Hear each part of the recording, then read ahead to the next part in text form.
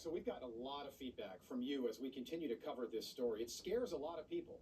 Is geoengineering and weather engineering really happening in the skies above us? And are those contrails that we've all seen really just contrails from planes?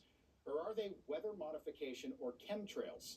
We had EPA Administrator Lee Zeldin on last month. We asked him that question. The only entity that we are currently tracking that is publicly known to be engaging, or even privately known to be engaging in any activity that we have been concerned about, is an entity called Make Sunsets. They engage in something called stratospheric aerosol injection. They put sulfur dioxide into the upper atmosphere, and the only requirement under federal law is that they notify NOAA that they're doing the activities. Wow. So that's something that I've been concerned about.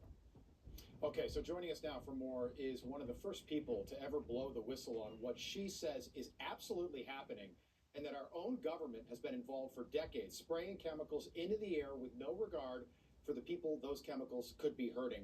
I want to welcome in former U.S. Air Force environmental specialist and geoengineering whistleblower, Kristen Meghan.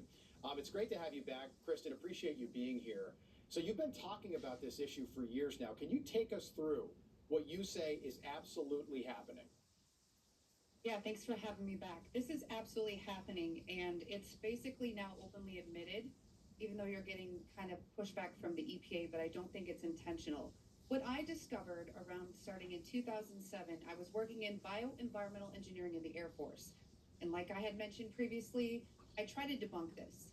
And in the attempt to debunk it, I realized, as somebody who was approving forms called Air Force Form 3952s, I had to reject these toxicants on formerly known as an MSDS, now an SDS, because they're the very same toxicants we were trying to engineer out of the workplace.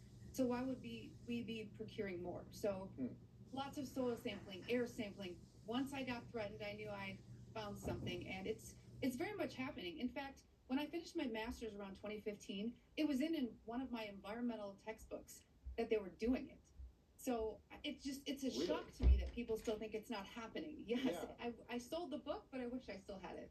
And we can all see it if you look up, and it just doesn't make sense, that it's coming from like a Delta flight flying overhead. So your role in the Air Force, if I'm understanding you correctly, was basically to approve these flights long before takeoff, and eventually you just said, no, I'm not going to do this anymore. Is that accurate broadly? Well, it wasn't approving the flights. So when you're using hazardous materials, you have to track them from cradle to grave, use and disposal. So when I was in the Air Force, I'm basically OSHA and EPA, but in the military. So I had to make sure that we were keeping workers safe. So we had to understand what we were bringing on and how it could affect human and environmental health. Right. People will say to me, they're like, well, we don't think this is happening. If this isn't happening, why have multiple states passed laws banning weather engineering, including Florida, including Texas? Can you explain that? Yeah, that's exactly it. I know a lot of people have taken the angle of, because people still don't believe it. Even if you don't believe it, there's people that are trying to take action saying, look at what they're claiming. Because when the government claims that they're going to do something, they're already doing it. And they're trying to say, even if you don't believe it, would you want it to happen? It has these human and environmental impacts.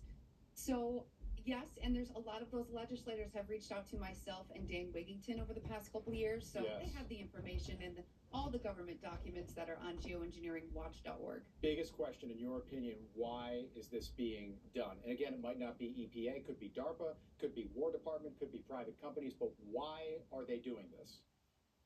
I think there's a multitude of reasonings. You control the weather, you can handicap many people. We did it flooding the Ho Chi Minh Trail. But when you have this huge climate change initiative, we needed to find ways to dim the sun and decrease the solar load.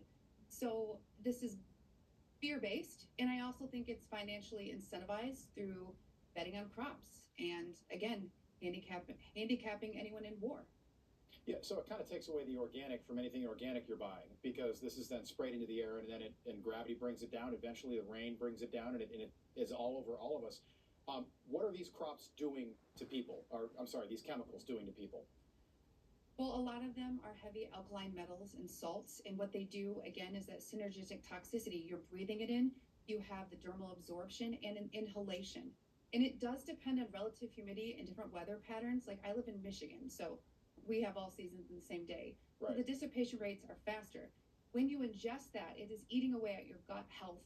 And the thing is when they're using strontium and barium, those things bioaccumulate in the bones, and it also displaces potassium. And if anyone's ever had low potassium, you know that causes a massive issue with your nerves and your heart, and it can mimic a heart attack. So we're getting massively bombarded because, again, different routes of exposure, and depending on where you live, you can be more exposed already because you have background elements in your drinking water. Jeez, it's so scary. Kristen, we appreciate you being with us again tonight. Thank you. Look forward to having you back. Kristen Meghan, again, one of the only people willing to talk about this publicly. Thank you. Thank you for giving me a voice.